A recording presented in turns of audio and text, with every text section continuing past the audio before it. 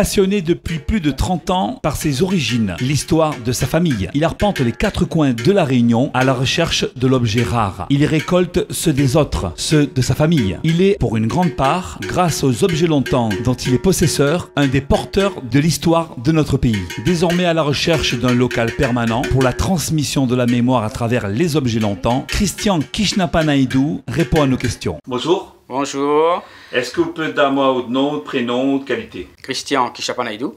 Je travaille en tant qu'AMP, aide médico-psychologique à Pierre-Faveron. Vous êtes un collectionneur d'art, qu'on peut dire d'objets longtemps. Ça fait combien d'années que vous avez cette passion? Cette passion, cette activité, ça a commencé depuis mon adolescence et ça fait 30 ans déjà. D'où vous êtes venu cette passion pour les objets longtemps? Je pense qu'en retournant de la métropole, on se rend compte de la richesse qu'on a à Lille. Mais surtout, depuis l'enfance, j'ai commencé à ramasser un petit peu les objets de mon arrière-grand-mère, de mon grand-père. Vous me dites que ça fait 30 ans que vous collectionnez les objets culturels aussi? Tout qui est en rapport avec l'histoire de la Réunion, qui est en rapport avec le peuplement de l'île. Qu'est-ce qui fait vibrer en vous cette passion? Je pense que ça concerne, cette passion est venue surtout tout ce qui retrace un petit peu mon histoire, mon vécu qui concerne la famille, ce brassage ethnique que j'ai moi-même et que je raconte dans les écoles, comment moi-même il est venu en tant que, non Kishnapanaidou, mais aussi dans ma famille, il y avait aussi chinois, malgache, côté maman. Et donc c'est ce côté-là qu'il est très important, comme il raconte, c'est le patrimoine immatériel. Qu'est-ce qui vous a marqué le plus dans votre enfance à travers votre vie de famille et surtout les objets qui vous entouraient? C'était mon arrière-grand-mère. Là, mis assise dans un fauteuil pliant et mon arrière-grand-mère était assise là-dedans et elle avait un petit banc. Et elle était dit à moi comme ça, viens dire la prière. Ah non, maman pendant la prière. Il y avait son chapelet. Il te raconte à moi ici ses histoires quand il était ça va sur Mayotte. Parce qu'il y avait beaucoup de Réunionnais, parce qu'il travaillait là-bas pour la canne.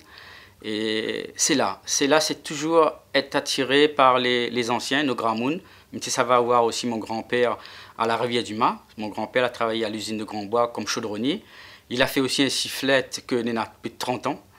Et que franchement, c'est là. Mais je pense que c'est là la base que m'a eu une mission. Des années après, on a pu comprendre pourquoi on a collectionné ces objets-là. C'est la commencer par là. C'est le respect de ces anciens. Et en plus que ça, on a travaillé avec les personnes âgées pendant 11 ans. Aujourd'hui, on en a combien d'objets à haut actif? Je pense qu'on en a entre 800 et 900. Peut-être plus parce que pratiquement tous les dimanches, ça va chez la brocante, ils ramènent des objets. Mais gagne aussi des objets que la famille, des personnes qui appellent à moi et qui donnent à moi aussi. Parce qu'il est très sensible quand tu vois moi dans les lieux d'exposition.